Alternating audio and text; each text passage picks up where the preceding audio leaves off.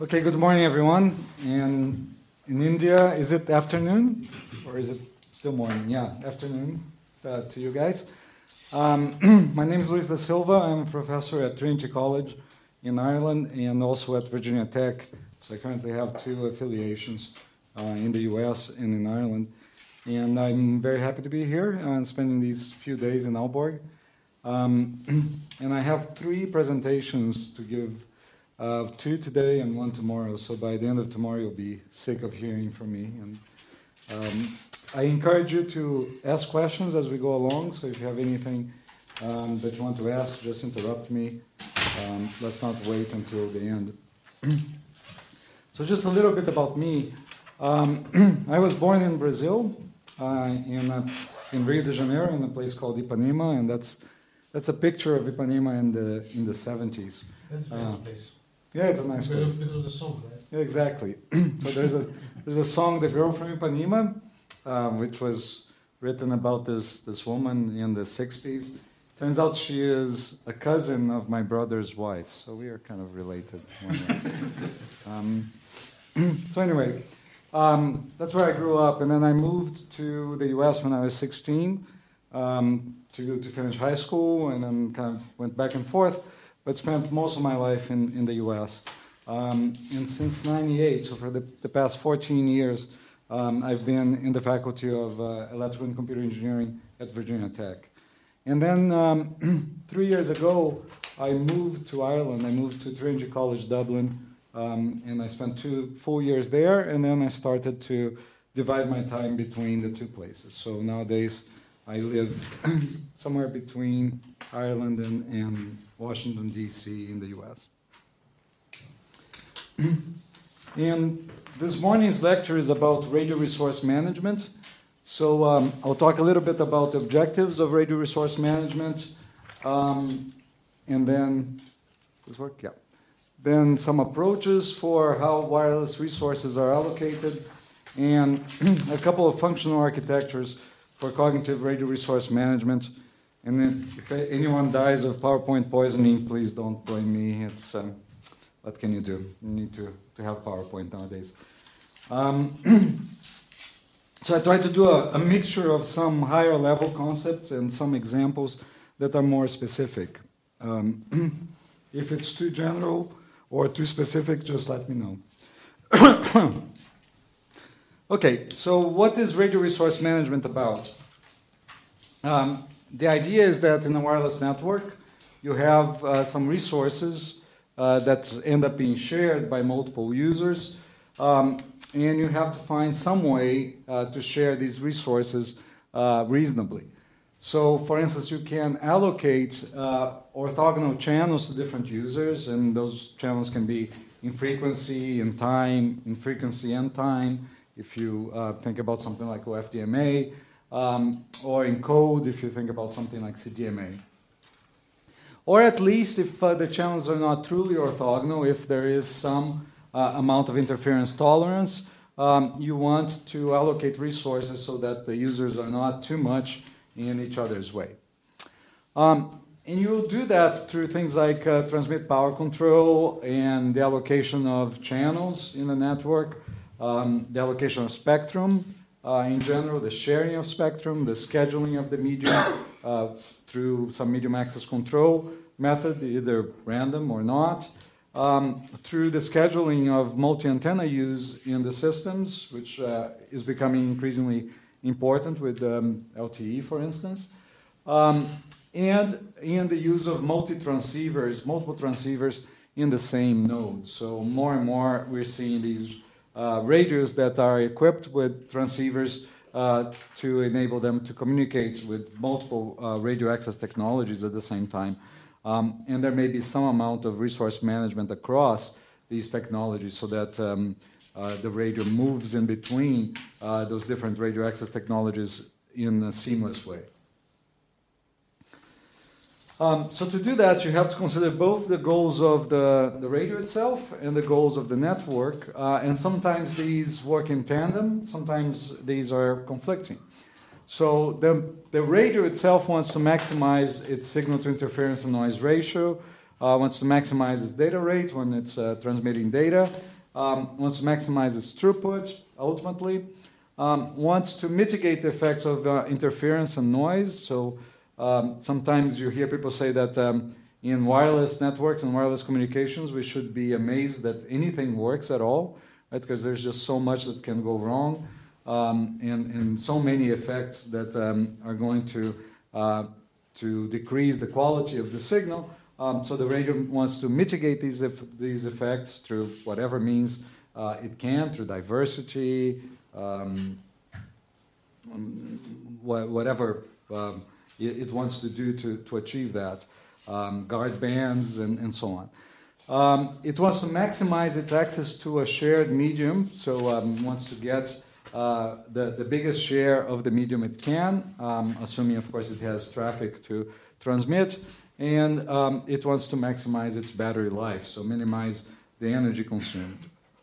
The network, at the same time, wants to make the best use possible of spectrum resources. So Andrea talked a lot about spectrum, dynamic spectrum access, and regulation, etc. yesterday. So the network is trying to maximize the efficiency of the use of this spectrum, which of course is a very expensive resource from the regulator's point of view.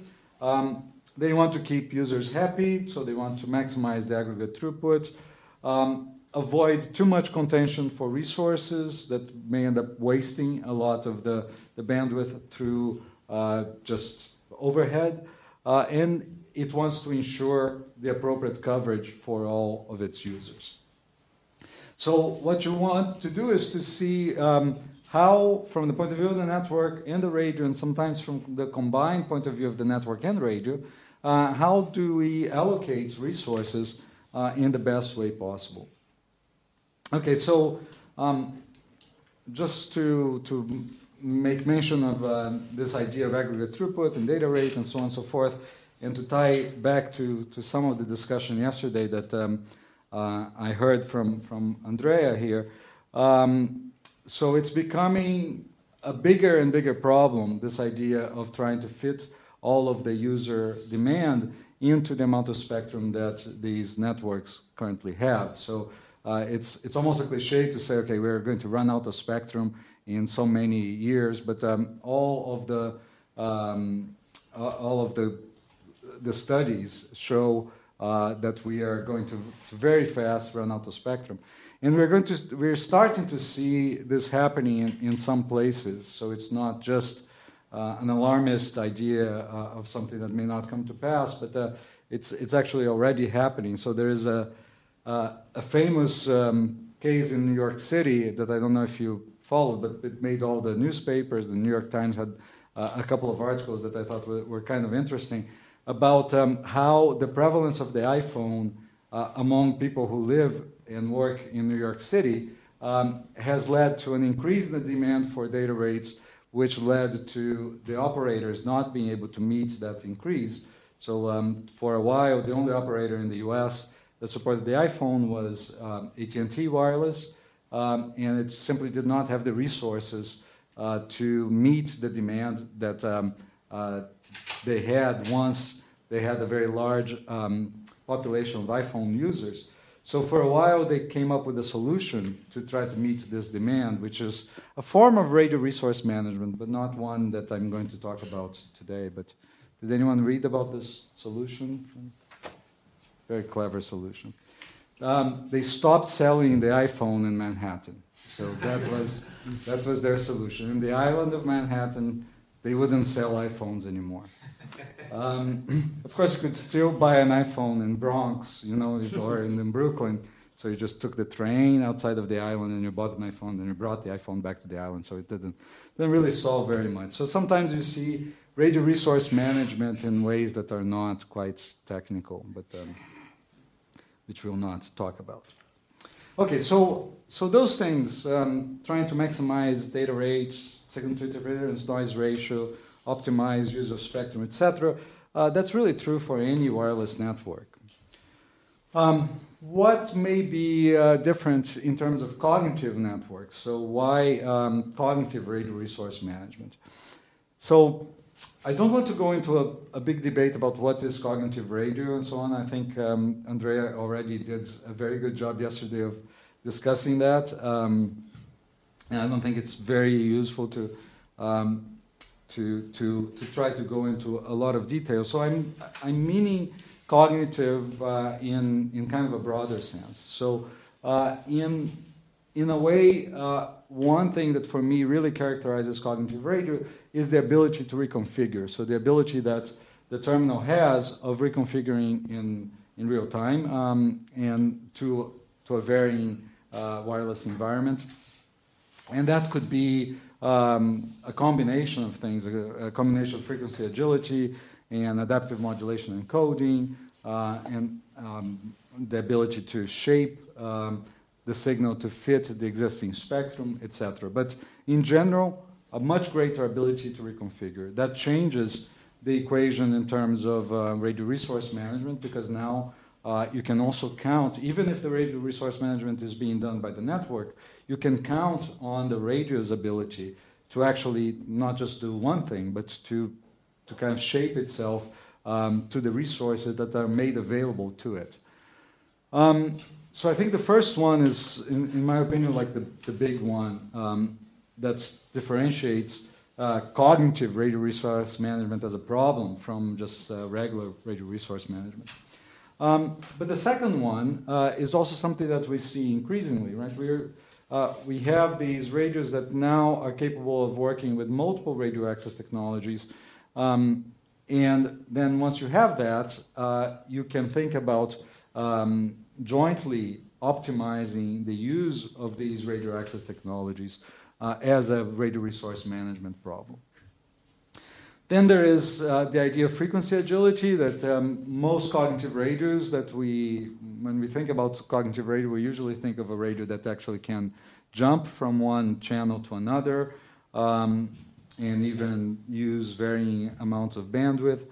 And maybe even doing that opportunistically, so coexisting with some primary or incumbent user of the spectrum. So you might have a primary user that's allocated a certain band, and then the secondary user that's using that band opportunistically. And now the cognitive radio resource management, from the point of view of the secondary user or the secondary network, needs to take into consideration the usage patterns of the primary. So it changes the problem. So I think those are the things that make the problem of radio resource management in cognitive radios different from what we have had in the past in wireless networks in general. Now, the approaches to try to solve the problem are not necessarily different, and we'll look at some of those approaches in a minute. Okay.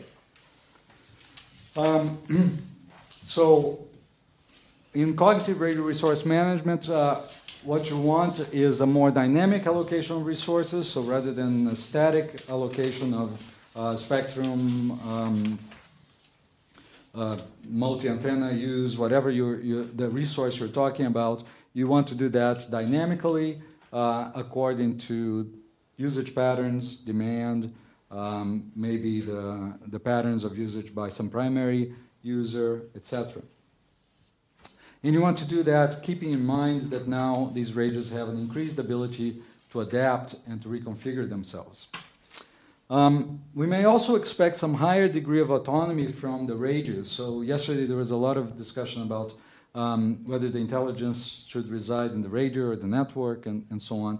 And you see different architectures where you put the decision-making in a different place. So sometimes you assume that the radios can make a lot of the decisions autonomously. Sometimes you assume that everything is done by the base station. The base station tells the radios what to do. But at least in some situations, you could expect the radios to participate more actively in this decision about the use of resources, rather than just waiting to be fed by some access point or base station the decisions of what resources they can use. We may also be dealing with the problem of coexistence, so a certain amount of competition and cooperation in the use of resources. We see that a lot in the context of dynamic spectrum access, where a secondary user needs to coexist and respect the priority access on the part of the primary user, and then the secondary users compete among themselves for opportunistic access to that spectrum. So they need to also cooperate. They compete for access, and sometimes it's actually advantageous for them to cooperate with one another to end up getting better access for everyone. And part of this problem may also be the allocation of traffic to different radio access technologies. So once a radio is equipped with the means to connect to multiple networks at the same time, you may be able to take advantage of that and assign traffic to these different radio access technologies, and that becomes a cognitive radio resource management problem as well.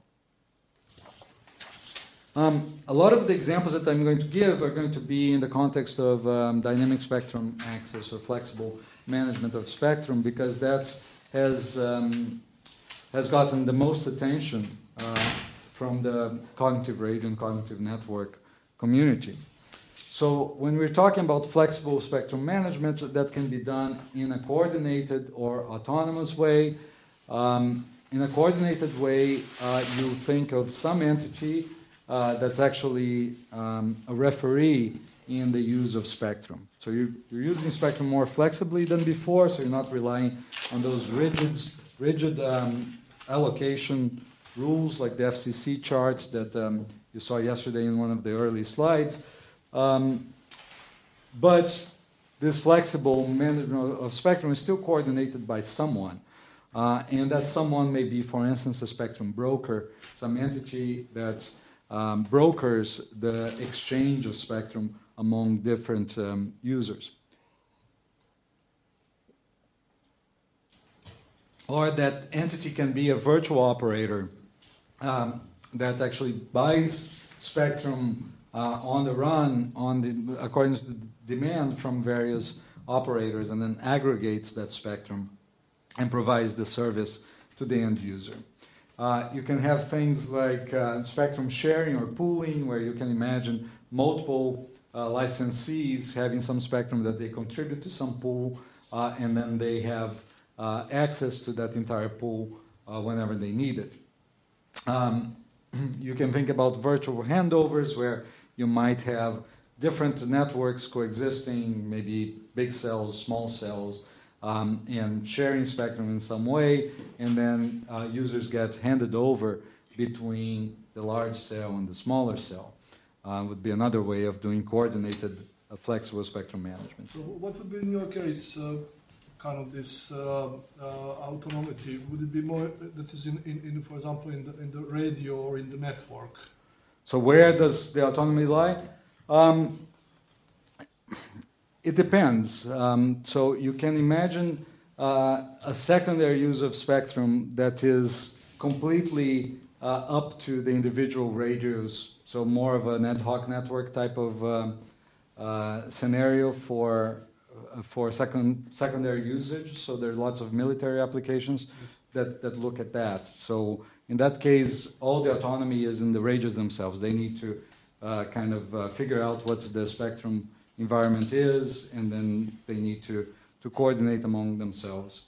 Or you can think about a secondary use of spectrum that's more infrastructure-based, so something like 802.22, which is a standard designed, well, Andrea talked about it yesterday, but designed for regional area networks making secondary use of TV spectrum, in which case the idea is that it's largely centralized and coordinated, at least by the base station, where the base station may even, well, in the early concepts of 802.22, the base station would tell the radio to sense the spectrum and then report back, and it would aggregate all that information and then decide on what spectrum to use. Now things have evolved more into the use of geolocation databases, but regardless, it's more centralized, and the flexible spectrum management occurs, but it's coordinated by this base station. Okay? So it depends. In the research literature, you see both, but researchers like difficult problems, right? So kind of the more difficult, the better. And so you see a lot of work on extending this autonomy as a way to also exercise this question of what happens if you really give autonomy all the way to the radius. Is it possible? Is it complete chaos, or are there mechanisms that will lead to even a more efficient distribution of resources? And I'll give some examples of these, and they can be in unlicensed bands, shared bands, where you start looking at the opportunistic access to, say, an ISM band, so a band that doesn't require a license. But maybe when you look at multiple possible channels within that band, and the opportunistic access and selection of these channels, so more dynamic scenario than what we have right now with Wi-Fi, for instance. Or you can be talking about the license band. So either secondary access to license bands, which is starting to be envisioned at least in some of the auctions of licensed spectrum. So, a few years ago, there was a famous auction around the 700 megahertz spectrum in the U.S. The U.S. turned off its analog digital TV several years ago, 2008, I want to say. And then they auctioned off some of this spectrum that was part of the digital dividend, but those auctions come with the caveat that secondary use of the spectrum should be tolerated within some guidelines. Or you can think about things like the coexistence between femtocells and macrocells within the spectrum that's owned by a single operator, for instance.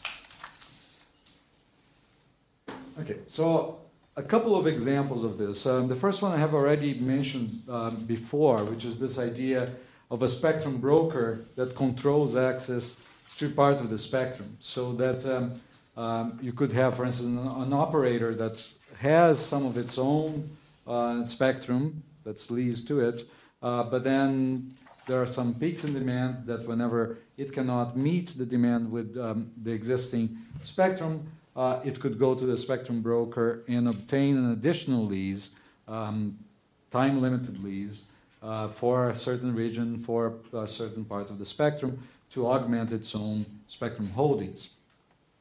And this region that the broker controls may actually have base stations of several providers. It may be an area of high demand, so several providers have their own infrastructure there, and the brokers assigns this additional spectrum on demand and sells, of course, the spectrum. Yes? This is what Spectrum Bridge is doing in the US.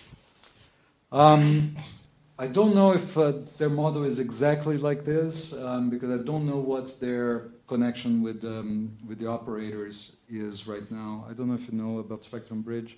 Yes. Is it?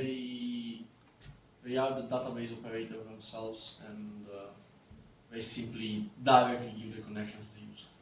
Okay, and are they operating mostly in TV spectrum? Only in TV spectrum. All in TV spectrum, okay. But this idea could be broader, where you have one of these spectrum brokers even controlling part of the licensed spectrum itself. So the operators might kind of give out part of that for that spectrum that they may have idle to the spectrum broker for it to control. Okay, a second example would be a more autonomous example, which would be, for instance, the control of a topology in an ad hoc network. where each of the nodes is trying to set its own transmission power and the operation channel to achieve some overall network connectivity objective. So there is some work that's funded by DARPA, by the Department of Defense in the US, under a program called Wireless Network After Next, WNAN, that does exactly that. So they're interested in forming ad hoc networks, and they funded the development of these radios, so they're proprietary military radios, with some of these characteristics of spectrum agility and so on, for deployment in battlefield situations. And the radios need to find each other, and then they need to establish connection with one another and form this ad hoc network in a hostile environment. So it's DARPA actually funded some of the early development in cognitive radio in a program called XG, and then that program was followed up by a program called WNAN, both of which have generated actual implementations that are starting to be used in, by the military, by the Army.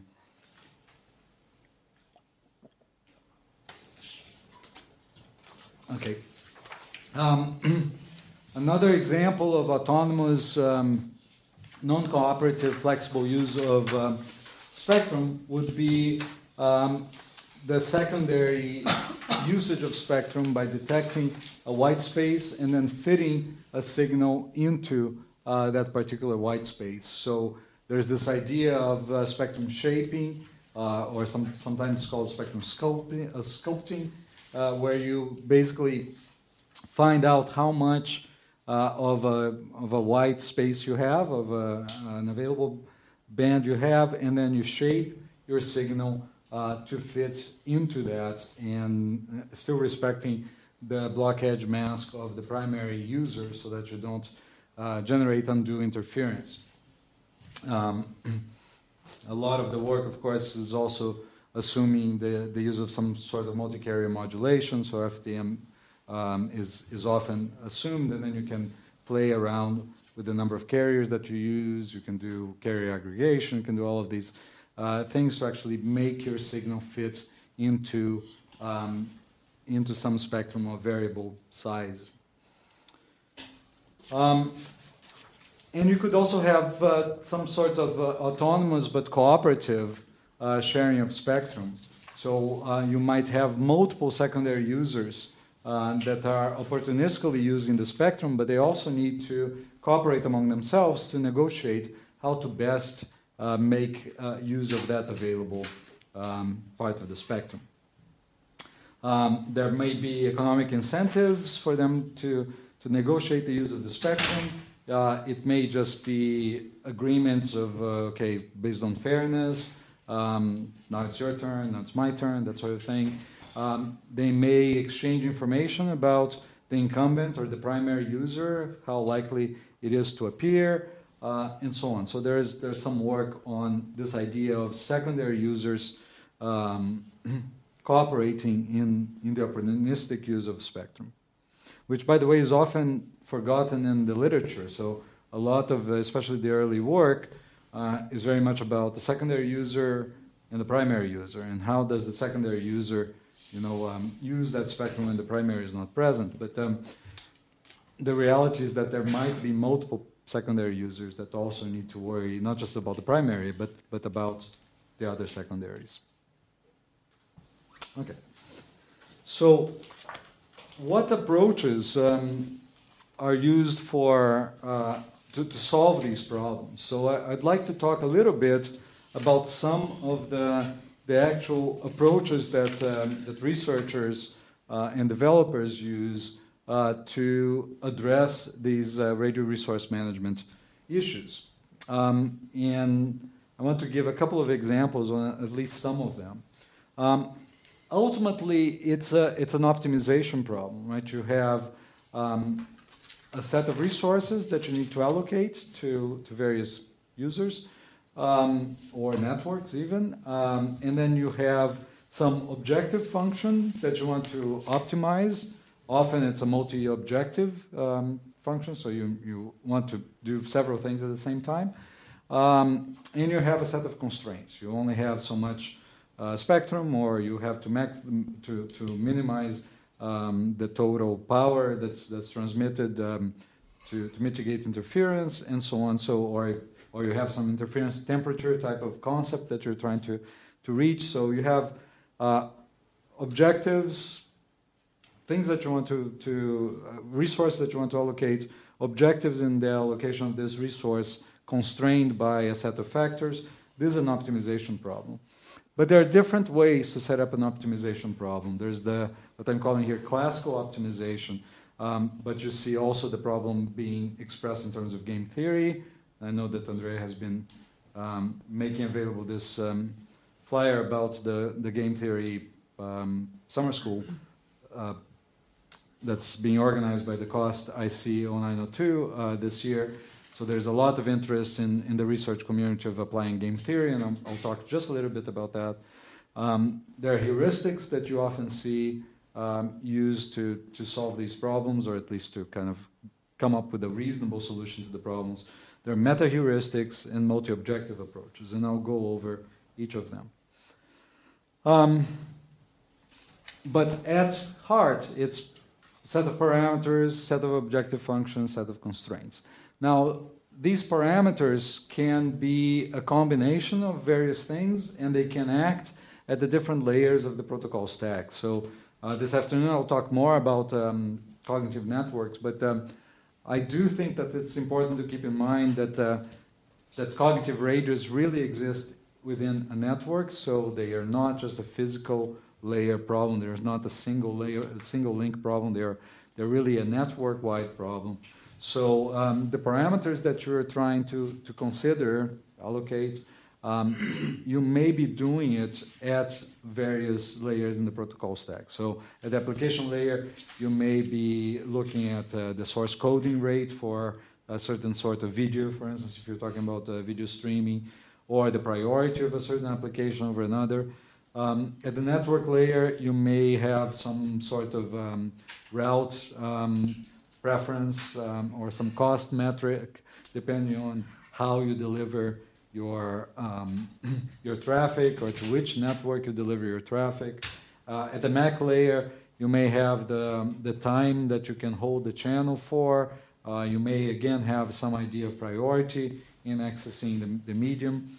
At the physical layer, you may have all the typical physical parameters: the channel coding rate, the transmit power, the type of modulation that you select, what frequency you operate at, and so on. So those are the parameters, and then you have to define optimization goals. So what are you trying to ultimately achieve? You want to minimize, from the application point of view, you can want to minimize the distortion in the receipt of the application, again, video for instance. You may want to minimize the delay, especially if you're talking about real-time applications.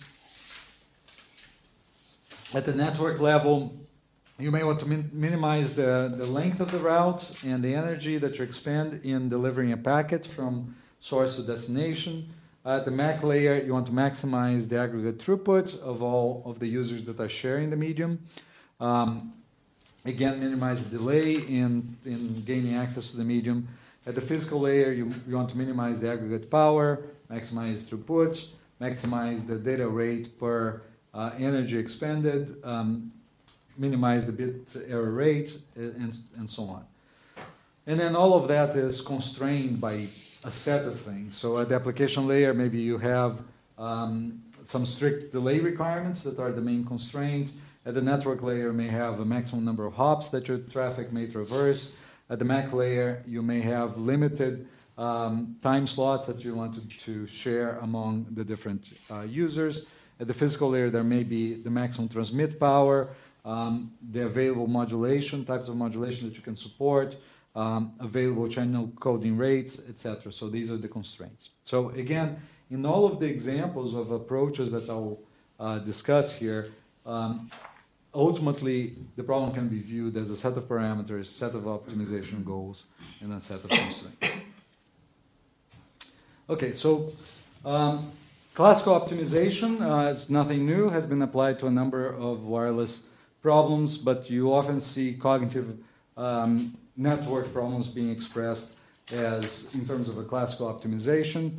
So again, this is old news for many of you, but in case you haven't looked at formal optimization problems, they can be set up as follows. So you minimize some function, and that's a function of a vector of elements. So there's f of a vector x. The same thing as maximizing. Of course, you can just maximize negative of f of x, and that's the same thing. And then you subject that minimization or maximization problem to a set of constraints. So there are a set of equality constraints. In my example here, I have m different equality constraints, which is function h. So by of x, of vector x, is equal to 0. And then a set of r inequality constraints, g of x is less than or equal to 0. Okay. If you don't have this last thing, this x belongs to s, so forget this for now. And if all of these functions are linear functions, then you're talking about linear programming problems, right? So these are fairly well understood in terms of how you solve. They can be solved in polynomial time, and it's they're nicer to deal with. If these functions are nonlinear, then you're talking about nonlinear optimization problems, and if they're nonlinear but they're convex functions, then you're again in some fairly well-known territory, and it's fairly reasonable to find a solution. Now, if you have this additional constraint that x belongs to some set S, then you're no longer necessarily in a pure linear or even nonlinear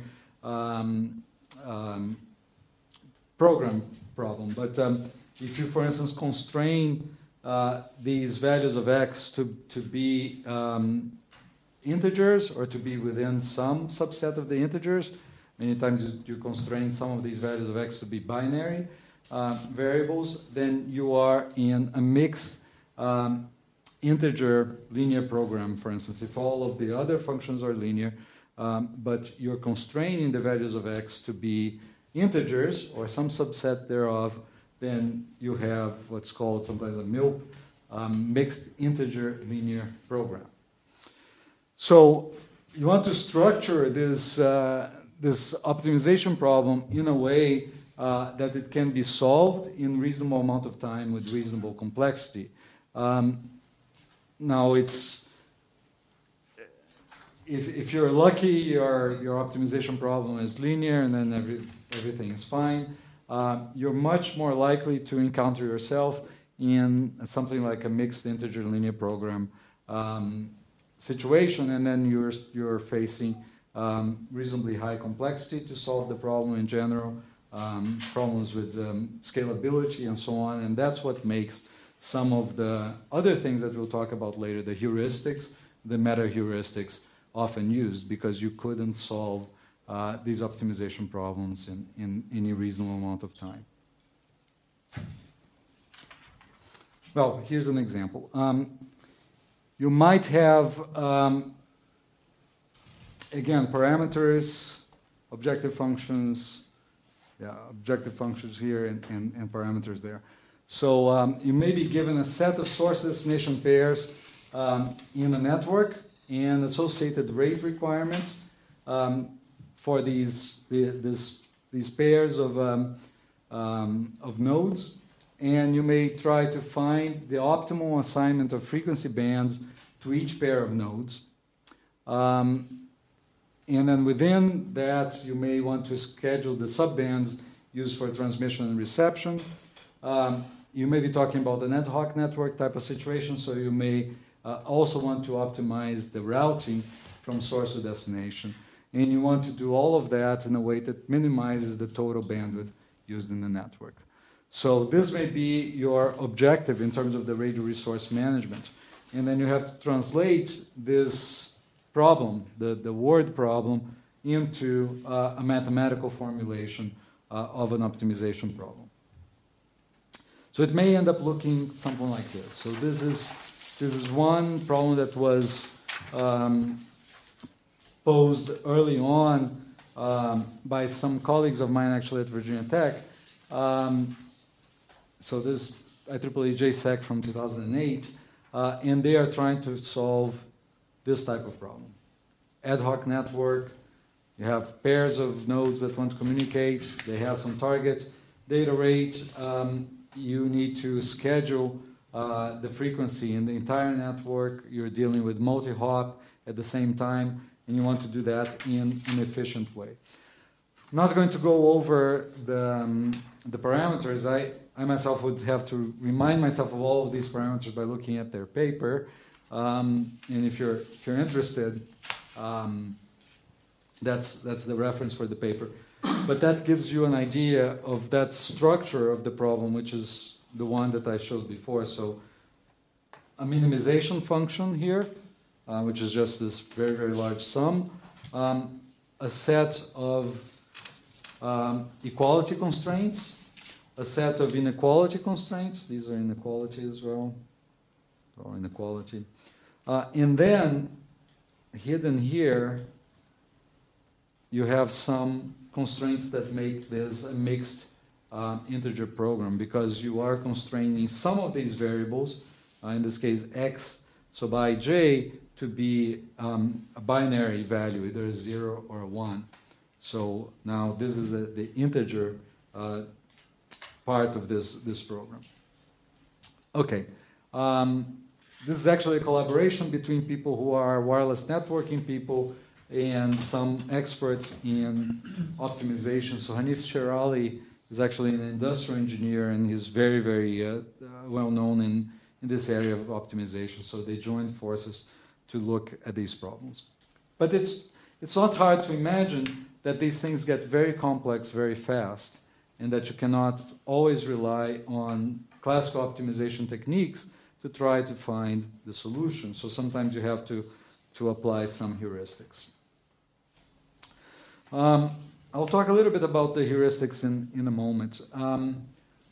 Let me also mention that there is a variant where instead of doing classical optimization in a very centralized way, so if you imagine a base station that if it could, it would try to solve this problem and then assign spectrum to everyone. So some genie-like creature that is trying to assign everything and knows everything about the network, etc.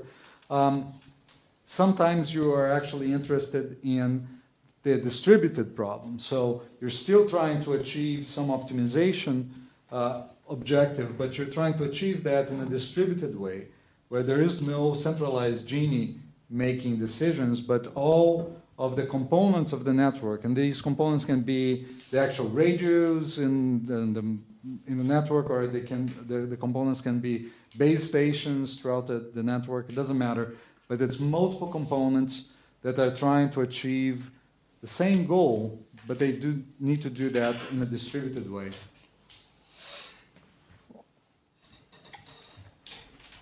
So distributed optimization is one optimization problem where each variable and constraint is owned by a different agent within the network. So if we imagine n agents that want to cooperatively find a vector x, so that's an m-dimensional vector that minimizes the sum of these functions f sub I of x, where each of these functions, each of these f sub i's, is known only to one of the agents in the network.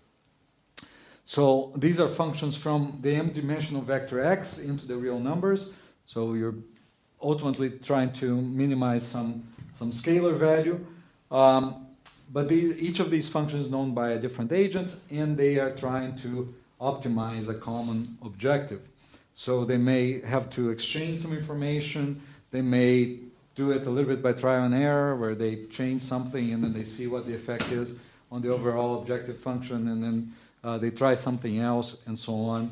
So it's quite a bit more complicated than having a centralized optimization problem, but that's what the circumstance is. That's what the actual resource management problem that the network faces is. Okay. So distributed optimization you will see sometimes applied to cognitive networking problems. What you see even more often is the use of game theory. And I could talk all day about game theory, but I promise that I will not. So I just wanted to mention it very briefly because it is widely used. How many people have worked with game theory here? No one. I have, Yeah. Just a few people here. How many people have heard of game theory? Okay, very good. Somewhere in between, like Nash equilibrium. Okay, fine. So, all right. Beautiful Mind, maybe. Have you seen the Beautiful Mind movie? Yeah, it's that's all you need to know about game theory. Plus, that the Nobel Prize talk was fake at the moment. Well, yeah. There's huge debate about Nobel Prize, so don't even get me started. No. Whether that's a fake Nobel Prize or not, the economic. His talk dedicated to his wife. Oh, Fake in the movie. yeah. Many things that the movie doesn't cover, but the book is very good. The book is very excellent, and it's told me lots of things about John Nash that I found quite useful, and I use all the time with my students. So I have to tell this story. Let's see if I can afford the time. Probably not, but I'll tell it anyway. So apparently, John Nash was a professor of mathematics at Princeton, and of course, genius, huge contributions to game theory. But when you work in the mathematics department as a professor, you usually take turns teaching the lower level courses that are not very popular among professors to teach because they're often service courses that are taught to all kinds of students and large classes. So apparently every once in a while John Nash had to teach Calculus 1 to these large classes. So anyway, he would teach Calculus 1 every so often and has the reputation of being a terrible professor, just terrible teacher. Because he would work, his mind works at a very fast rate, so very difficult for the students to follow. But then when it came to the final exam, he would give these final exams to students, and the final exam was always prove this theorem that no one had been able to prove yet. So some conjecture that mathematicians thought were true, but that none of them had been able to prove. Sometimes having nothing to do with calculus. So it could be like Fermat's last theorem or something like that, some prime number related thing. And so none of the students obviously did very well on the final. But his philosophy, John Nash's philosophy, was that mathematicians had been working for sometimes centuries to solve these problems. But these freshman students, first-year students, were coming fresh at the problem, with a fresh mind. So during the exam, maybe they would have, the intuition that eluded all of the mathematicians. So I don't think it ever worked, but I tell my students, okay, it doesn't matter how tough my exam is, it's not one of John Nash's exams. So I'm not going to give you a problem, to solve that I have no idea what the solution is. So by comparison, in that respect, by comparison, I think I'm a better professor than John Nash. But I still would much rather have him teach me game theory, on the other hand. So anyway, so game theory models conflict and cooperation among rational players. So in problems where there's autonomy, so it's a resource management problem where different entities, and again, you can think about radios, or like mobile radios, or you can think about base stations being the entities. Doesn't matter. It's just the entities have autonomy in the decisions that they make. You can think about the networks being the entities if they are trying to achieve some sharing of spectrum, for instance. So it's a very good match for the idea of game theory. because you have rational decision makers, they may be the cognitive raiders, they may be the cognitive networks, whatever, that are trying to achieve some goal and to do that in an autonomous way. So you set a game consisting of multiple players, sometimes the players are the raiders themselves, a set of actions for each player, so the action could be, for instance, what the transmit power is, or what frequency I select, or what bandwidth I use for transmission.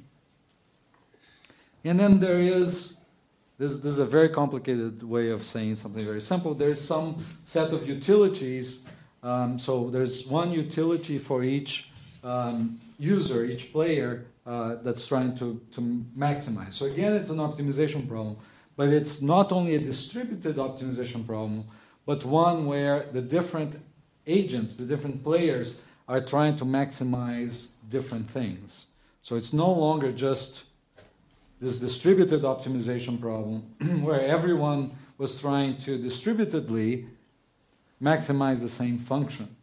So it's difficult because as they are trying to maximize the same function, they don't know exactly what their impact is on this optimization objective. But it's different from game theory, where you're trying to maximize your own optimization function, and my optimization function is different from yours.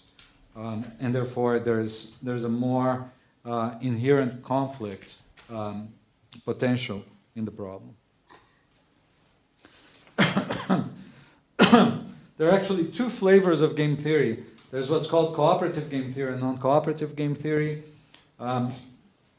These ideas are often misunderstood by people who are starting to use game theory in their work, because people have the tendency to say cooperative means the person is being really nasty and evil, and non-cooperative means that, and cooperative means the person is being really nice and wants to really kind of work together. But that's not what it means in game theory at all.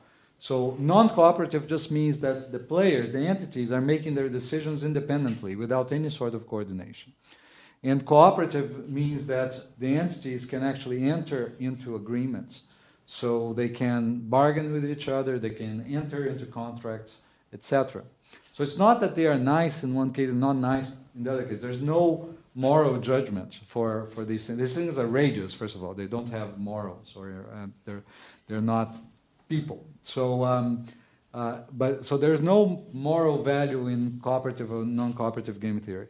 Non-cooperative just means autonomous entities making decisions independently. Cooperative means autonomous entities also trying to maximize their own objectives, but who can enter into agreements with one another.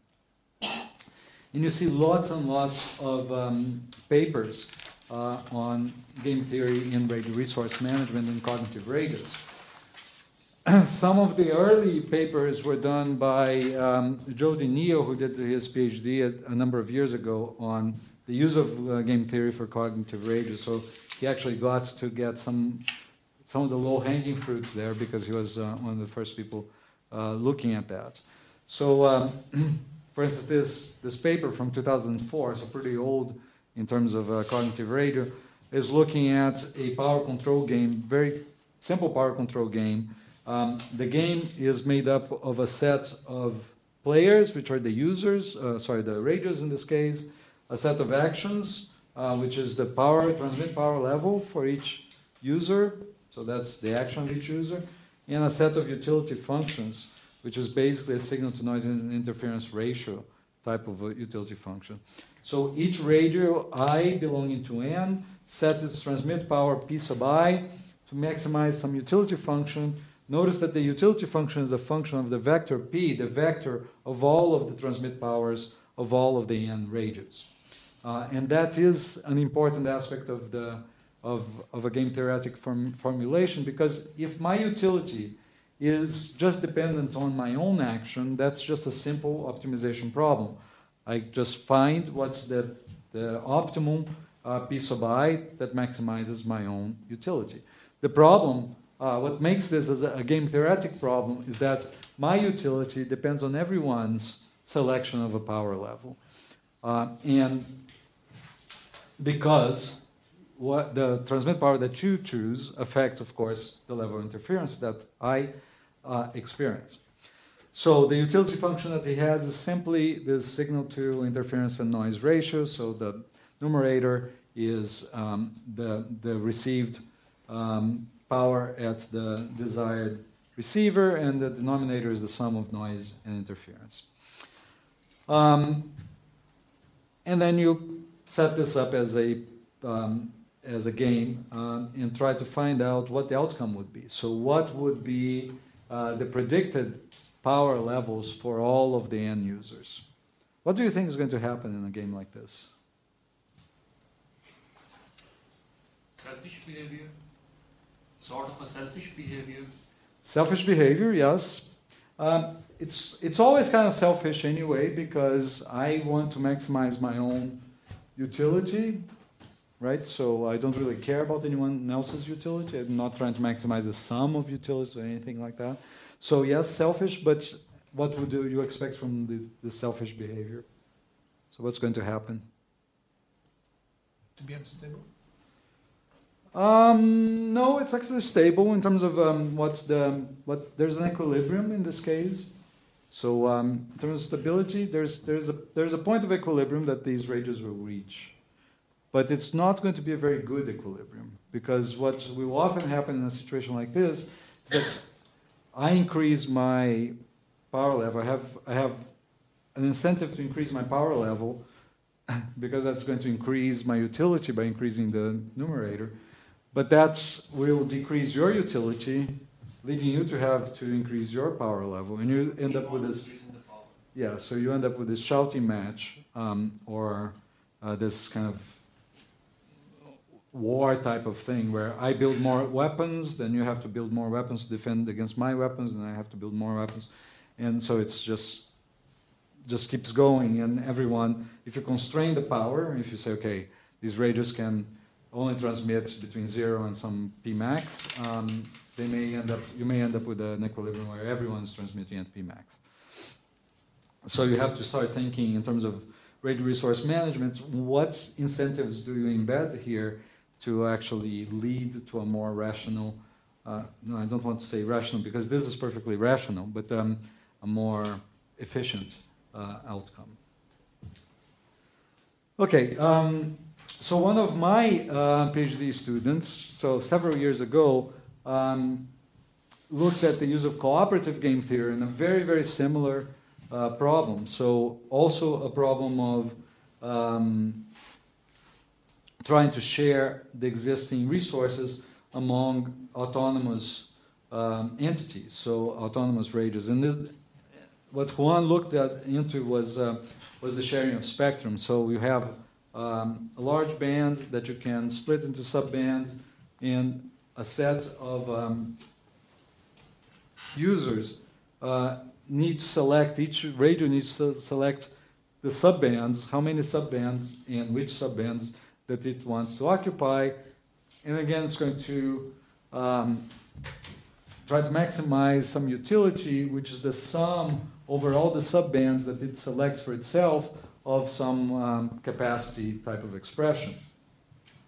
The only difference is that Juan used cooperative game theory. Well, there are other differences, but the one main difference that Juan used cooperative game theory to look at this example. So it means that the users can bargain with each other to try to achieve a good division of the spectrum. And then he looked at some different concepts of solutions under cooperative game theory. There are different ways. Nash studied some cooperative game theory, but others also did, and they have different solutions to this problem, what are called bargaining solutions. There's something called the Nash bargaining solution. There's something called the Kalais-Moroditsky bargaining solution, etc. So we looked at this problem from a cooperative game theory point of view. What can be called cognitive and what cannot be called cognitive is one that generates infinite amount of discussion, and I have my own ideas about it, and if I need to summarize, it's the following. First of all, some of my early students and I used to have these conversations, and then at some point I said, I don't want to be the cognitive police, and I don't want to to be the one to decide what can be called cognitive, what cannot. That's the first. The second is, we shouldn't fall in love with a buzzword. Cognitive is just a buzzword, right? So it's going to go. Someday people will stop calling anything cognitive, and we'll just think it's silly and passé. So doesn't matter. What really matters is that the use of this buzzword and the fact that people ended up coming together around this concept has helped radios and networks move into a more adaptive, a more dynamic, and a more efficient way of doing business. That's what ultimately we should care about, right? It's useful to say cognitive because it's a shortcut, and people say, oh, okay, cognitive radio, yeah, I'm interested, or I've read about it, and so on. But I'm all for a fairly loose use of the term, because the term to me doesn't really mean anything ultimately. The only thing that means anything is what you really can achieve in terms of making a better network. So, but this sort of discussion persists. So you send a paper sometimes, and people say, "Oh, but this is not cognitive," but that's life. Sometimes you send a paper that's very cognitive, lots of artificial intelligence in the decision making, things that are really, if you read Mitola's thesis, that's exactly what he meant, which, by the way, is not dynamic spectrum access. But you send a paper about that, and you don't include dynamic spectrum access, and then the reviewer says that's not cognitive because there is no frequency agility. So there's no real way to win those sorts of arguments because they are kind of meaningless. They are totally semantic arguments. So I think you have to try to make a case on the basis of more kind of philosophical ideas about efficiency and about dynamic adaptability. Okay. What are the typical results of game theoretic analysis? So in a game theoretic formulation of the problem, we're really often looking for the equilibrium. So what's the point that once reached by the radios or by the networks, they are stable, that there is no incentive for any of the participants to deviate from that point. So when you hear about Nash equilibrium, that's what the Nash equilibrium is, the point from which there is no incentive for anyone to unilaterally deviate. You are also looking for convergence properties. Is there a way that these agents in the cognitive network or the network of cognitive radios can arrive at these points of equilibrium in an independent, autonomous way? So can they converge through some process of reasoning? In the case of cooperative games, what's the outcome that you expect from this process of bargaining among the players? And many times you're interested in the design of incentives or disincentives for use of the resources. So many times the only way to really achieve efficient use of resources is if you have an explicit set of incentives, often economic incentives, where you say, okay, you want the resource, you have to pay for it. And then you look at the design of auctions, the design of pricing mechanisms, etc. So anyway, that's game theoretic type of analysis. The other thing that you often see in the literature in terms of an approach to radio resource management, to solving a radio resource management problem, is the use of heuristics. Once the problem is not simple enough that can be solved in some reasonable amount of time, you apply some heuristics. The problem may be too complex to find a true optimum. The environment may change too rapidly, so sometimes it doesn't make sense to find the optimum point of operation, because once you find it, the environment has changed and the optimum is no longer optimum, so you're chasing something that will never truly be optimal. Sometimes you're trying to allocate resources and make decisions without knowing the full picture. So you have partial information with which to optimize your function. So you have to use some sort of heuristic to deal with this lack of complete information. And sometimes you find a heuristic solution that can be shown to do not much worse than the optimal. So sometimes you can actually calculate the optimal and say, okay, here's my heuristic, and I can prove that most of the time the heuristic is really, really close to the optimal, and it's much easier to solve a solution. So, of course, it's not very valuable to just throw a heuristic out there and say, okay, this is my heuristic, unless you do some of these things, right? Unless you really show that you're bounding the difference between the heuristic and the optimal, or some other good properties of the heuristic.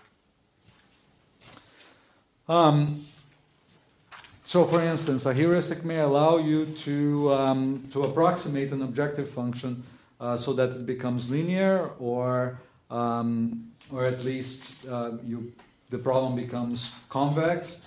And these approximations may be valid under some subset of conditions that you need to specify.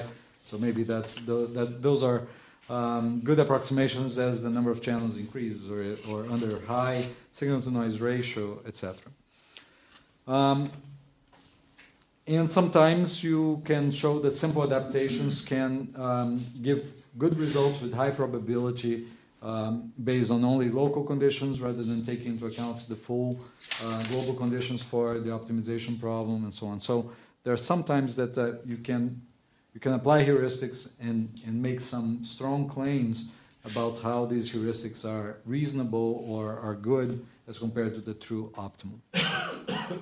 And you often see the use of what are called meta-heuristics, which are heuristic methods, but that have been developed to solve a class of computational problems. So it's not a heuristic that's developed to solve one very particular problem, but a class of problems. So things like hill climbing algorithms, or simulated annealing, or genetic algorithms, these are actually heuristic ways to solve optimization problems, and they come from different inspirations, but they also can be applied to any optimization problem, so they're often applied to radio resource management problems.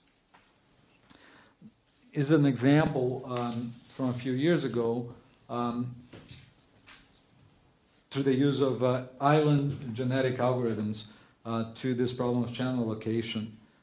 So these authors use a protocol model of interference, and an island genetic algorithm divides. So it's inspired by the genetic development and mutation and so on of populations that are segregated for very long periods of time. So the island genetic algorithm in this case divides the population of radios into subpopulations, these islands, and then they interact through the occasional migration of individuals from one island to another, and they try to seek a channel assignment to these various nodes that maximizes the sum of all of the capacity of all of the nodes. So they start with a valid channel assignment, they perform some mutations in some probabilistic fashion, then some crossover of individuals with high fitness function, so highly efficient use of the current spectrum, and then allow the algorithm to evolve, or to, evolve may be the right word in case of genetic algorithms, but so to converge to a solution of channel assignment that's not technically optimal, but that's close enough to the optimum. And there are numerous examples of some of these other meta-heuristics used in the literature as well. And then finally, in terms of techniques to deal with these radio resource management problems, you have multi-objective optimization. So in multi-objective optimization, you are dealing with a set of objective functions, so no longer one objective function, but a set of objective functions, again with some constraints. There are different ways to deal with this. One would be to combine all of these objective functions into one, and then you're back to classical optimization. So you could have a linear combination of these objective functions with weights associated to each of them. So W1 times the first one plus W2 times the second one, etc. Fine, if you have that, then you're back to your classical optimization function. But then the problem is, how do you assign weights to the various objective functions? How do you combine these into a single one? If you don't combine it, what you're often looking for is what's called the Pareto frontier for this problem. So, just quickly about Pareto optimality and the Pareto frontier. So, if you're thinking about a assignment of resources to entities that involves some trade-off, so maybe you increase the performance of one, it's going to decrease the performance of the other, or there's a trade-off between performance or cost, some sort of trade-off. Then we say that we have a Pareto improvement if you can move from one allocation of resources to another such that at least one individual in your population is happier than he or she was before, and every other individual is at least as happy as they were before. Okay? So Pareto improvement is where I can make someone happier than they were before without making anyone less happy. So a solution is Pareto optimal if it's no longer possible to make a Pareto improvement on that solution. So you found an allocation of resources that there is no way to change that allocation and increase someone's utility without decreasing at least someone else's utility. If you found that you have a Pareto optimal solution, and the set of all solutions to a multi-objective optimization problem that are a Pareto optimal forms what's called the Pareto frontier. So maybe it's easier to visualize on a graph. So let's say that I have two objectives. So one in the x-axis and one in the y-axis, and I'm trying to maximize both of them. Okay? And then I have several possible allocations of my resources, which are these green circles. And to each allocation,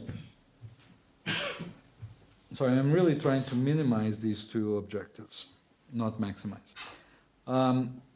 So each of these allocations corresponds to one value of objective 1 and one value of objective 2. Okay?